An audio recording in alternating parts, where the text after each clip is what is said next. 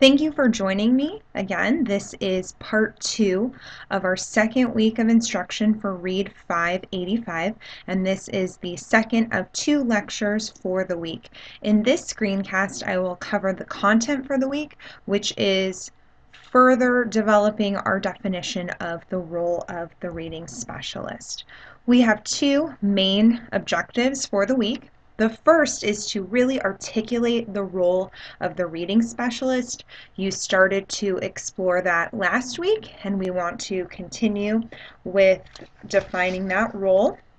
And then the second objective is to increase your marketability for this role and prove that you are a qualified candidate as we begin assignment number 2, which is the professional preparation document. So from our course syllabus, you'll see that our course is organized into units of study. Our first unit is centered around the essential question of what is the role of the reading specialist. This is our last week focused on that question and the role of the reading specialist, and next week we'll move into Unit 2, which is standards and using data to drive decision making.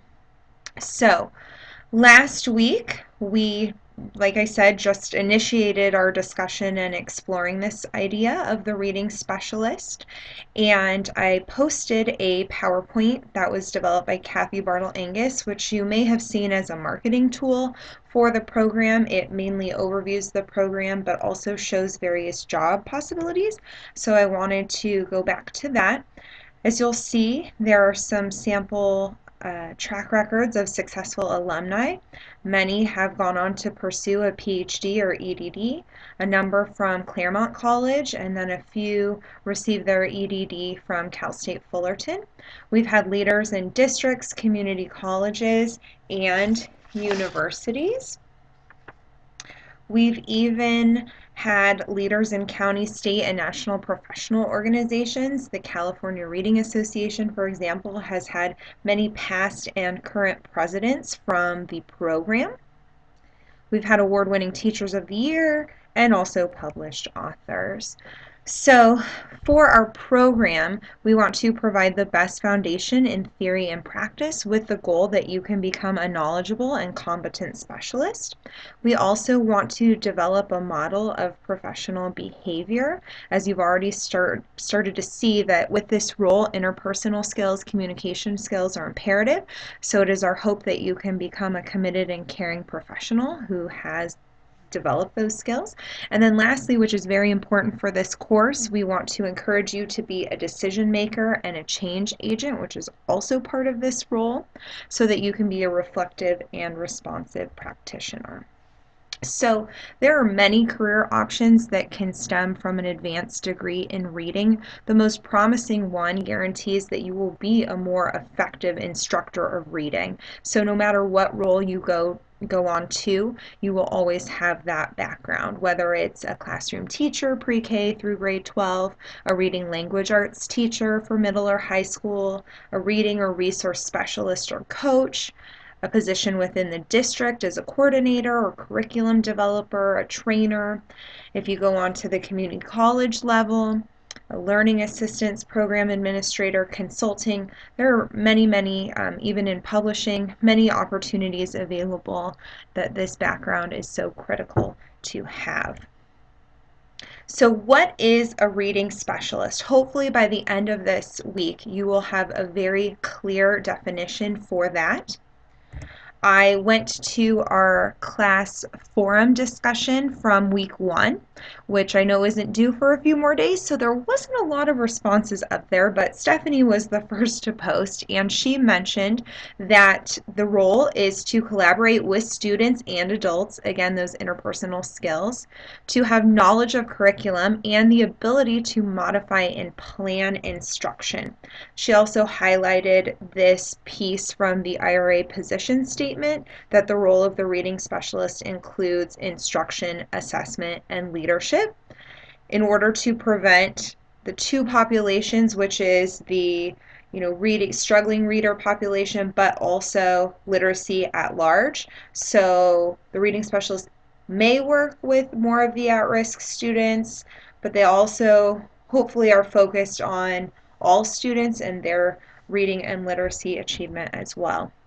And then in her job description, she included responsibilities may include, but not be limited to, which I thought was humorous because I know when I worked as a literacy specialist, sometimes I was editing video for staff meetings and things that probably didn't really pertain to my role, but you wear many hats as the reading specialist, and I am glad that Stephanie included that in her definition. What else is a reading specialist? Bettina shared a few things. She kind of broke her definition down into some very important categories. So starting with instruction of the neediest and struggling readers in the school, also providing professional development or being that resource to teachers. One-on-one coaching of teachers.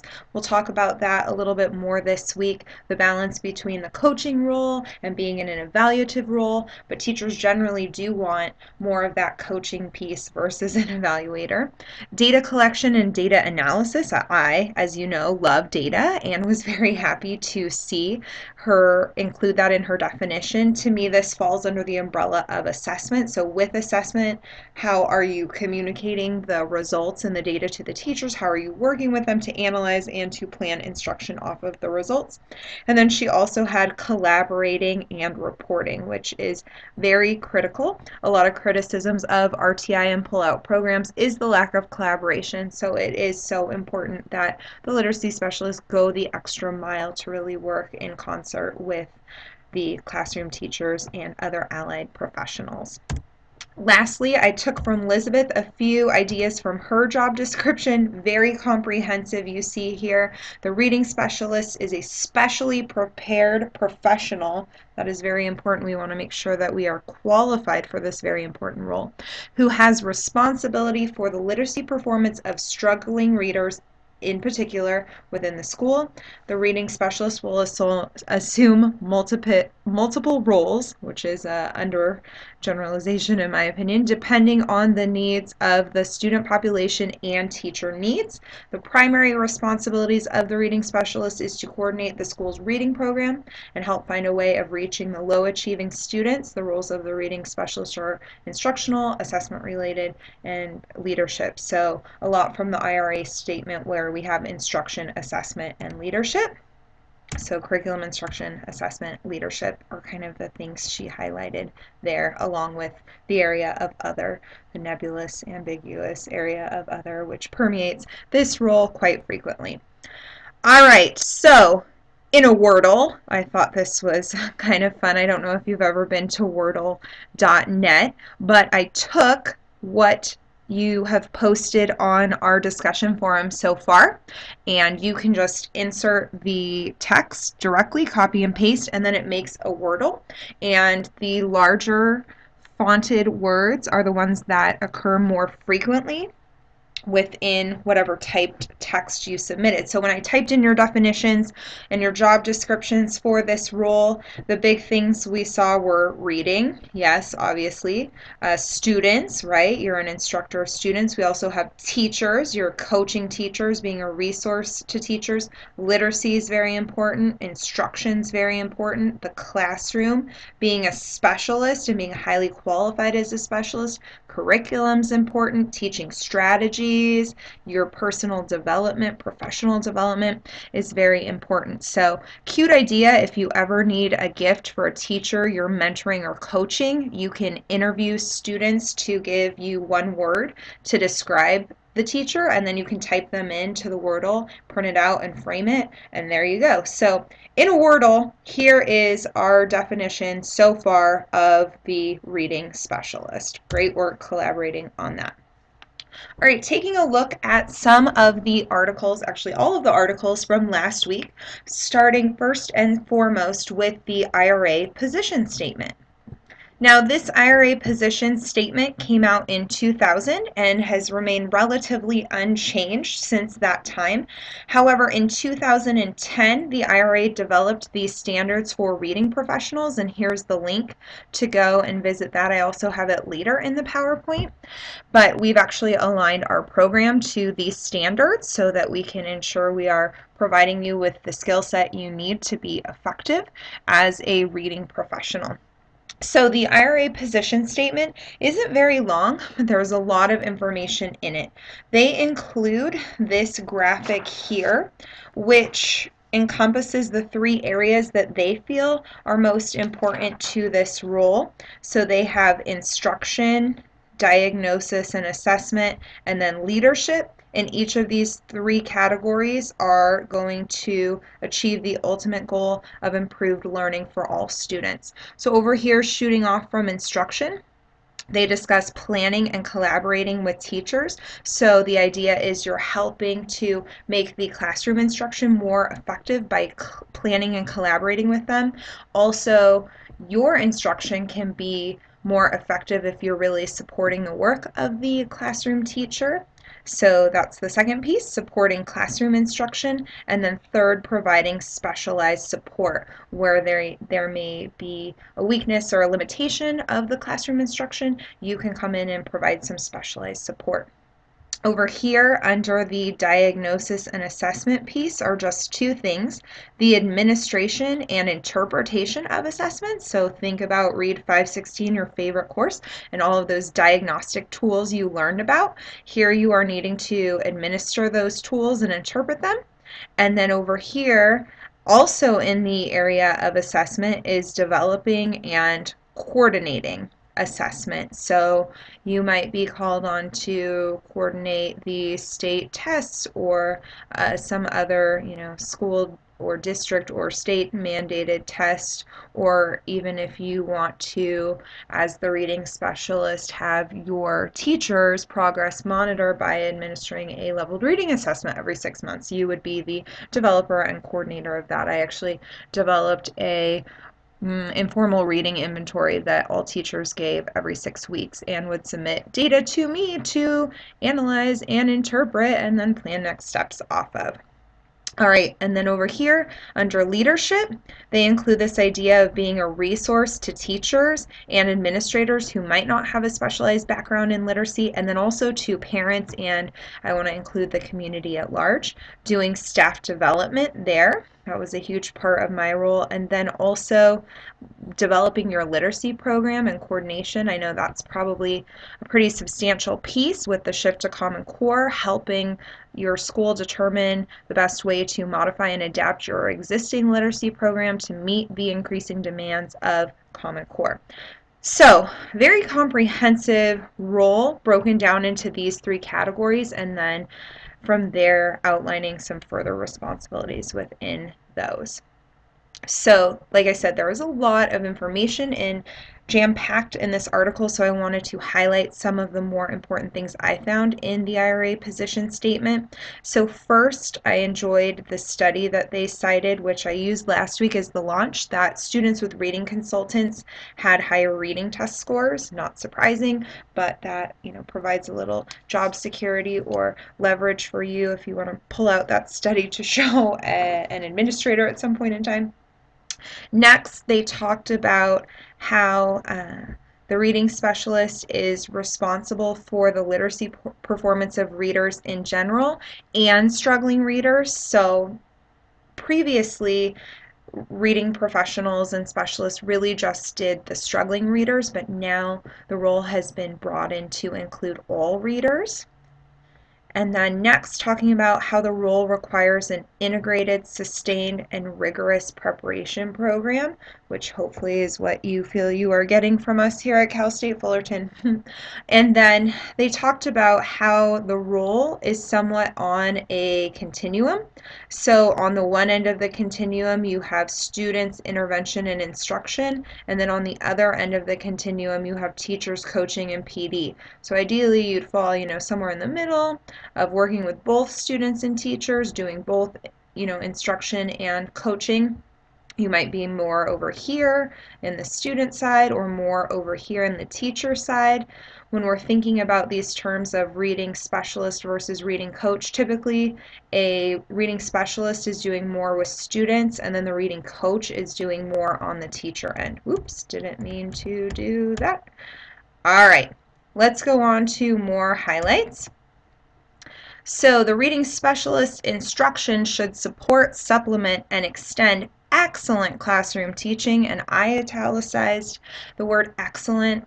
So part of your role might be helping the teacher, coaching teachers to really improve their classroom teaching, because it's really hard to supplement poor instruction. If they are in the classroom most of their day, your 30-minute pull-out session is not going to significantly improve the work of the classroom or of that student. So working with the teacher, doing a lot of coaching, taking on some leadership. Again, collaboration and communication with teachers is essential. Again, making sure to assess reading strengths and needs of students and then giving that information to the teachers so they can target the student needs accordingly. And you're welcome for Read 516, which should have helped you to be able to assess those strengths and needs and then target them with instruction. A huge part of the role is being a change agent and really being a strong influence on the overall reading program, helping with school reform. One thing we're not going to cover as much in this course that I wish we would is funding and grant proposals and Title I. I do want to plug grantwrangler.com. If you go there, they just have numerous grant opportunities that are constantly changing when, deadlines and things change or new opportunities become available. So if you want to look into getting some funding for your school, I would definitely go to grantwrangler.com. And then closing idea from this article is that preparation is key for the reading professional. They need to have the knowledge and the beliefs, which we're working to teach you with the program, as well as some practicum experience, which I know you're also getting a lot of as well. So to summarize, the reading specialist role per the IRA position statement is that it includes instruction, assessment, and leadership. All right, switching gears and taking a look at the article, What Do Reading Specialists Do? Results from a national survey. This is the Bean, Cassidy et al. Article. They sent out a survey, and they had 1,500 surveys completed, which was actually a 38% completion rate or return rate, which is relatively high as far as sending out surveys goes. And they began with this definition of the reading specialist being a specially prepared professional who is responsible for the literacy performance of readers in general or struggling readers in particular, who believes that reading specialists should have some responsibility for improving literacy achievement of all students in the school. And so this has been a shift recently for the role, is that the reading specialist is now responsible for all students, not just the struggling readers. So from their survey, they had these findings. They looked at all of these different areas here that could be potential roles and responsibilities of a literacy professional, and here are the percentage of people who said, not at all, and then some of the time, and then the daily percentage of that. So with their results, they found that overwhelmingly the primary role of the reading professional is instruction. From there, the secondary part would actually be administration, which is kind of sad because that's more of your administrative tasks like documenting, record keeping, which is also very important. But a close third is assessment with 25.4%. And then the fourth piece would be a resource, 16.2%, which isn't very high. And then non-reading related things is a close fifth place to being a resource. So those were the results of their survey. So from their results, we can conclude, as we add to the IRA statement, remember they had the three areas of instruction, assessment, and leadership, we can find that instruction is still a key piece of this role. Assessment is still a key piece. Leadership, they expounded upon leadership to include being a resource to teachers and then a resource to allied professionals, parents, and community. They took out the administration piece and then included the coordinator of reading programs. So, for a final article, which I actually added new this semester, this is an article, I think it's my favorite article. It is more current from 2008. But we had to, when I went through the program, find an article that helped us define our role as a literacy specialist. So when I was hired as a literacy specialist and the principal who hired me gave me her non-negotiables in that it didn't really matter everything I did, although I needed to start and run and implement an effective RTI program. So that's what she charged me with doing, but whatever else I wanted to do from there was up to me, which I love having that autonomy, and I am a very resourceful person. So I looked to this article in particular to help me really define and articulate what my role would be. So this article is Perceptions and Expectations of Roles and Responsibilities of Literacy Coaching. And I don't know if you noticed these 4 statements that the article opens with, but I thought these were a good example, and I'm sure the authors did as well, of the range of views expressed by teachers, principals, and literacy coaches as far as what the role is. So first, from the principal, we have currently testing consumes approximately 80% of the literacy coach's time. From a teacher, we have literacy coaches are capable people. However, their role is determined by the principal in individual schools. And I think that is still a little bit true today. The principal hires you for a specific purpose and reason. Maybe they have a specific funding source like Title I or 31A that you are funded through, and as a result, the primary role of your job does need to be working with struggling readers who are, 2 years below grade level or below the 50th percentile, or, whatever the Title I criteria is there. From another teacher, I don't know how some of the coaches fill their time. That's a sentiment we definitely want to target, and I will give you some ideas for that. And then from the literacy coach, a lot of people think I'm in the office eating bonbons all day. I would like them to see me as an advocate for reading. So, keeping those ideas in mind, let's take a look at their research question, which was, what are the perceptions of principals, teachers, and literacy coaches relative to the roles and expectations of literacy coaching, and to what extent are they similar across these different groups of professionals? Good question. So their method for researching this was they looked at 6 K-5 schools in a metropolitan school district. They provided principals, teachers, and literacy professionals with a Likert scale survey where they had to rank 1 through 5 how much they agreed with a certain statement. And then they also conducted naturalistic research through the form of semi-structured interviews. So what were their findings? Well, first, in the area of the coordinator of the reading program, all parties, principals, teachers, literacy coaches, were in agreement that this is a major importance of the role. But then there was a little bit of discrepancy as far as what this means, what is meant by being a coordinator of the reading program. On the one hand, you have the teachers who are wanting it to be more of a coaching role where they're attending grade level meetings, they're helping with lesson modeling, they're helping with lesson planning, that sort of thing. And then on the other hand, you have the principals who see this as more of a managerial role where they are kind of going in, the literacy coach is going into the classroom strictly to ensure that the district adopted program is being properly implemented and that state mandates are being fulfilled. I read an interesting quote recently about the role of the leader in the school should be less about policing instruction, and I've been trying to do that more, but it seems like the principal is wanting the coach to do a lot of policing of instruction, which could work or not. but I know it infringes on the trust of the teachers a lot of times, whereas the teachers really want more of a coach or a confidant, a resource, someone that they can work with in this hard field of teaching reading.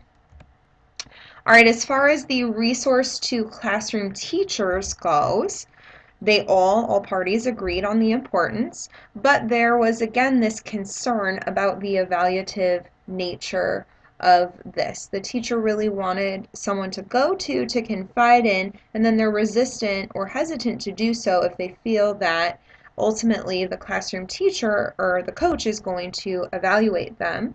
So they want that trusting confidant. But the principal really saw the literacy coach as the eyes and ears of the administration. Oftentimes the principal can't get out of their office or get out of parent meetings or whatnot. And so the literacy coach is usually more present in classrooms, so can actually provide more insight to the principal as to what is happening in the classroom. Another reason I really like this article is because it's very transparent in presenting some limitations of these different parts of the role. So again, a limitation of being a resource to classroom teacher is just thinking about this teacher concern of, am I going to get in trouble if I tell the literacy coach that I have no idea how to implement this program, or that I'm not implementing this program? So things to think about in this role. All right, in the area of being an instructor to students, this was the main area of difference between groups. So the teachers wanted the literacy specialist coach to do more work with students. They definitely saw this person as a competent teacher of reading and really looked to them for help with their struggling students. Whereas the principals wanted them to do less work with students and more work with teachers. All right, resource to others, which includes those allied professionals, parents, and community members. The teachers and the literacy professionals were more supportive of this being a main piece of the role, whereas principals had, mixed reviews. Some principals saw the value in it, others did not so much. All right, and then finally, in the area of contributor to assessment, this had the most significant area of difference between the perceptions of the role and the desired outcomes. So all parties perceived the literacy specialist having strong involvement with assessment, but they really desired them to do less with assessment. So it is a key part of the role, but no one really viewed this as a positive thing. They felt that there was too much time being spent on assessment and there was an imbalance with that. All right, so why did I have you read this article? What is the relevance? Well, as you read, the role of the literacy specialist has evolved greatly since the 1960s. Back then, it was primary that the coach would do pull-out work with struggling readers. However, in 2000, the role was expanded to include more shared leadership, coaching, and just more responsibilities in general. But because of the varied roles, there are currently mixed perceptions amongst literacy professionals, teachers, and principals as to what the person in this role should be doing. So the implications are very straightforward in this article in that the current role is ambiguous and it's open to much interpretation.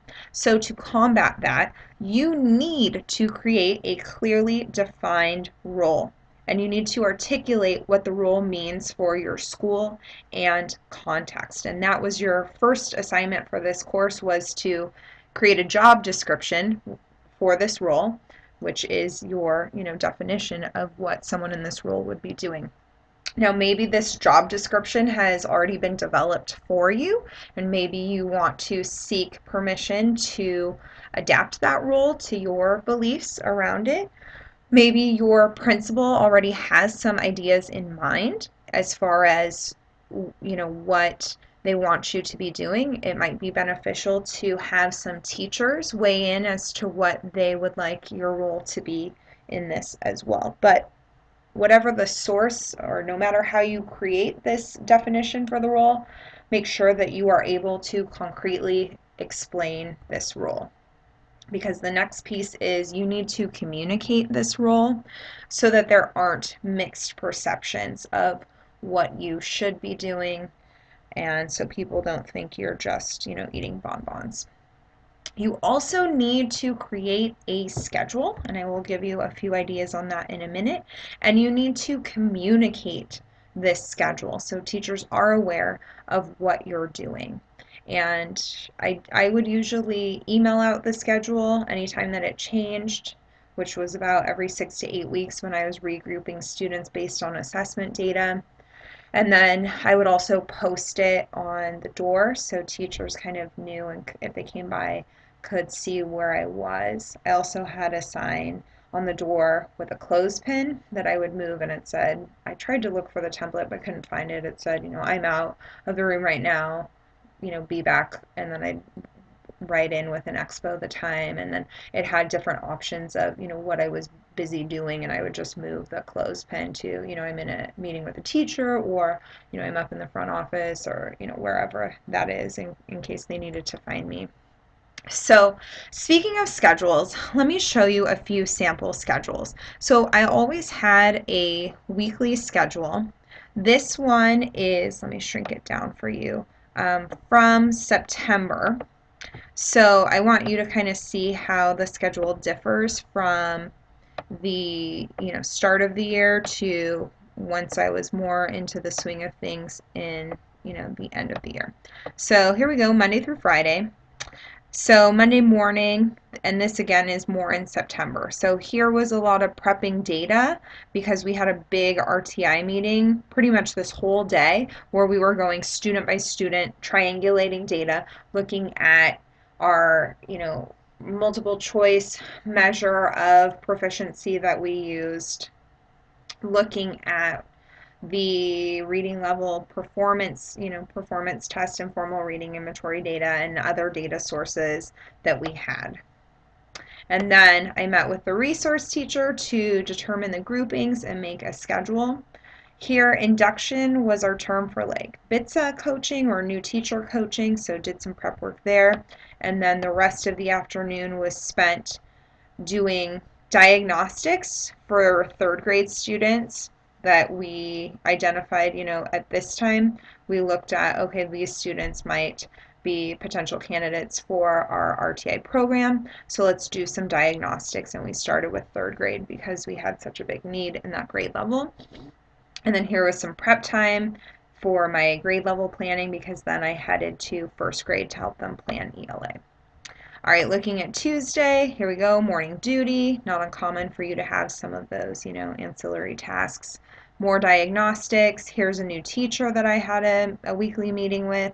Here was a lead meeting I had with all of the lead teachers in the building.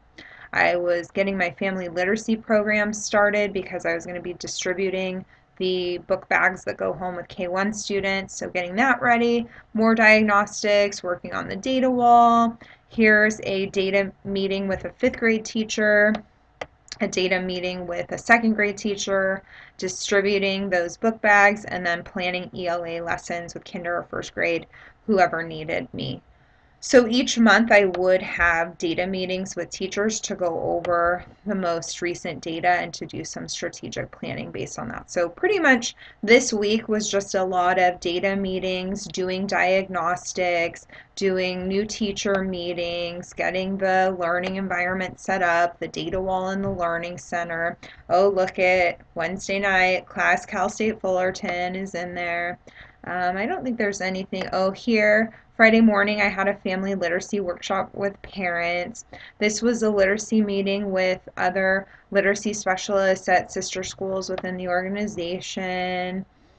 Here I needed to prep the PD because I was giving a PD on data analysis there. Looks like here I worked on my professional learning plan. So that's a little bit of what, my schedule will look like in September. Versus when you look at April, there are a lot more student groups happening in instruction, but you can't really get your instruction set up until you do those diagnostic assessments and know who you're working with and what their needs are so that you can cater your instruction there. So here is the schedule then. This is April. And if you would like my template, I'd be more than happy to send it to you. So as you can see, these are all groups of students. So within a day, I had 1, 2, 3, 4, 5, 6, This was a group here, 7, 8, 9, 10. So I had about 10 groups a day, each 20 minutes. So most of my day was instruction of students. Here I had observations of guided reading lessons so that I could do some coaching. And then the teachers loved this, but I indicated where their lunchtime was because I would go eat lunch at that time and debrief / meet with them about data over their lunch. Yeah. Talk about making every minute count. They loved me cornering them in the lunchroom for that. So planning and prepping, here was an RTI meeting. You can see each night I gave myself some homework, which was doing lesson plans for two groups, so there's 4, 7, 8 groups, and then the test prep group I did some other things with. Let's see if there's anything else here. Leamos Juntos, that was the family literacy program I would start.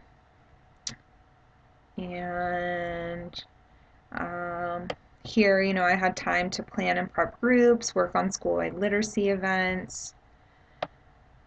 Anything else of note? So this day in particular, I wanted to do observation of guided reading at alternate times, so I put that in here. Here was my literacy specialist meeting, alternating with parent workshops. Oh, this is something worth noting. So every Friday, for about an hour and a half, I would progress monitor all of the students that I was servicing. So I would alternate and do half of the kids one week and the other half the next week. And then after I did a new teacher meeting, I would do parent progress reports that would go home with the students that day. And then I would also do weekly data emails to the teachers just saying, so-and-so scored a 70 words per minute on a grade 2 passage. I noticed these miscues. Please, work on blends or long vowels or whatever. Thanks. Let me know if you have questions. All right, and then prep groups or Friday PD, and then every Friday afternoon we had a PD. We had early dismissal and then a PD. Most of the time I was the one delivering that PD. So this is a schedule for me from April. One last schedule I wanted to show you was the monthly data meeting schedule. And again, just once a month, I would meet with each teacher in the Learning Center, which was my office, and we would go over reading level data and talk about who made growth, who didn't, who maybe needs to join intervention, who could maybe exit intervention, all of that good stuff. So those are some sample schedules. All right, the final implication to come out of this study is that given that literacy coaches need specialized training in reading, coaches need consistent opportunities to apply and enhance that training. So thinking about your professional development, and I just included some different opportunities that I know of that have definitely helped my professional development. There are always conferences going on. There's one February 1st through 4th in Columbus, Ohio, that hopefully my RTI specialist will be going to. The IRA conference, International Reading Association, is happening May 10th through 12th in New Orleans. That conference I went to last year in San Antonio, amazing. I met, Dr. Ken Goodman. I went to a session with Lucy Calkins, Dr. Noel Duke, Richard Allington, Fonda Pinell. Amazing. You should definitely go. If you can, if you visit their conference website, they even have a letter to principals that will help you maybe create an argument to go. Workshops are always happening.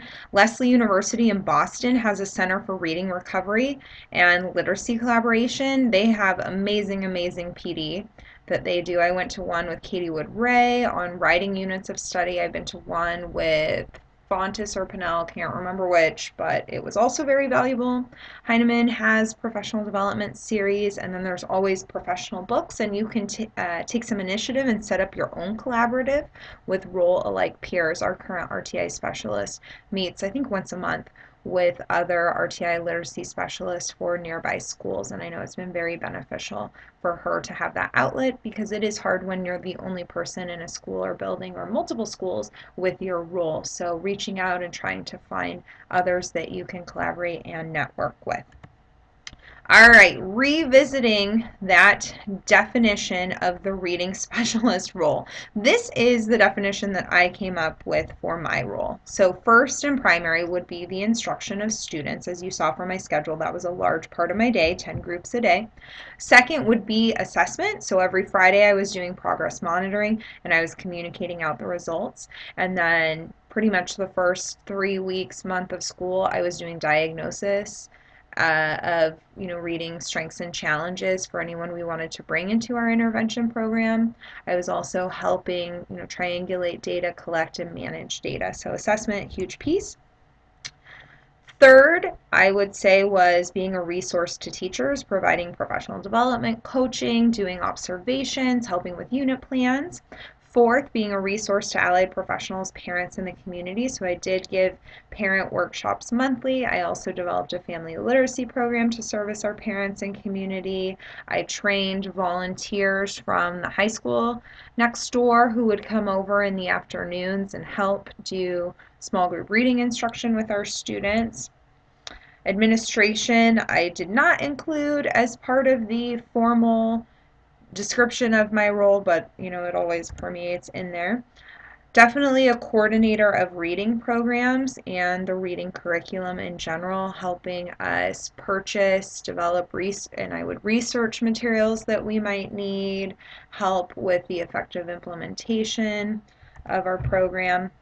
And then sixth, this is something I have yet to see in any definition, so maybe I need to write my own article, but I feel like one of the most essential parts of this rule, maybe even the first part, would be that you are the main promoter of literacy at your school or building. So I was always working to do school-wide literacy events. We did Children's Book Week, we did Reading Week, we did I had the family literacy program I was telling you about. We'd do book giveaways, we'd do book swaps, and so I would be kind of the initiator and the creator a lot of those events, and that's probably what I enjoyed almost most with my role because it was just so fun and the students really look forward to those different things we did. So I think a key part of the role is that you are a promoter of literacy.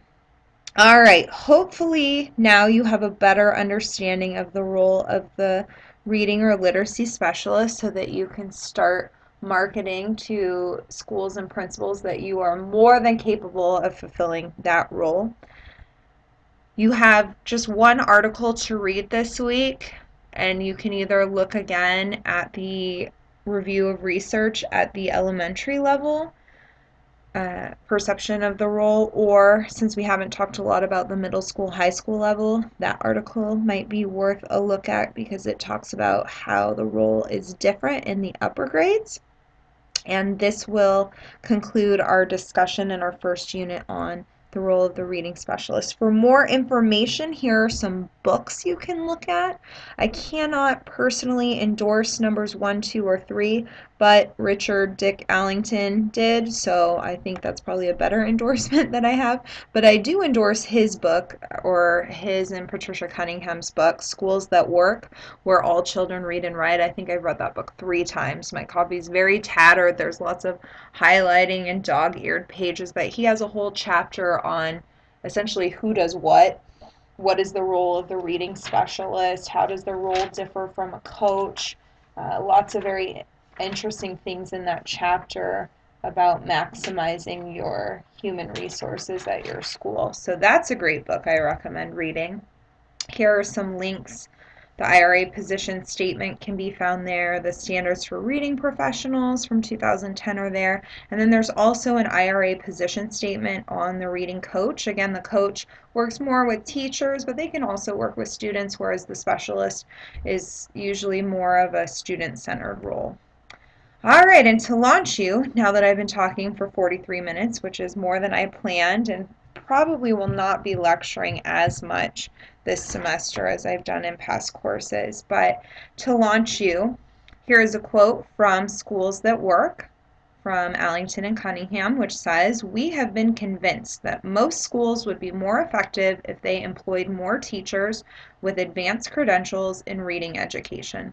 Over the years, it has become apparent how tightly linked the level of reading expertise, as indicated by the number of advanced reading credentials, is to the level of student performance in schools and districts. So there you are. Kudos to you. You are definitely increasing the effectiveness of your school by getting your advanced credential in reading education, and I know you will definitely see an impact in your practice and hopefully in the practice of those around you that you have the potential to influence. So have a great week. Read your article, finish up your definition of the role of the reading specialist, and next week we will move on to talking more about using data to drive decision making and the reading standards.